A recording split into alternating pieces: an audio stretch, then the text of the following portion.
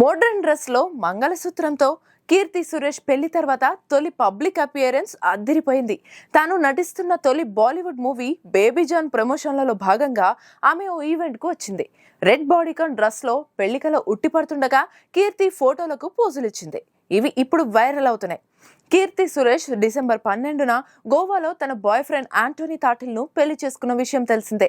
మొదట హిందూ సాంప్రదాయంలో, ఆ తర్వాత క్రిస్టియన్ సాంప్రదాయంలో వీళ్ల పెళ్లి జరిగింది. అయితే పెళ్లి తర్వాత తొలిసారి బయటకు వచ్చిన కీర్తి సురేష్ మెడలో తాళితో కనిపించడం విశేషం. రెడ్ బాడీకాన్ మోడ్రన్ డ్రెస్ లో మంగళసూత్రం స్పష్టంగా కనిపించేలా ఆమె ఇచ్చిన ఈ అపియరెన్స్ అభిమానులను బాగా ఆకర్షిస్తుంది. బేబీ జాన్ మూవీ ప్రమోషన్లలో భాగంగా వరుణ్ ధావన్, డైరెక్టర్ అట్లీ, వామికా గబ్బిళ్లతో కలిసి కీర్తి ఈ ఈవెంట్ కు వచ్చింది.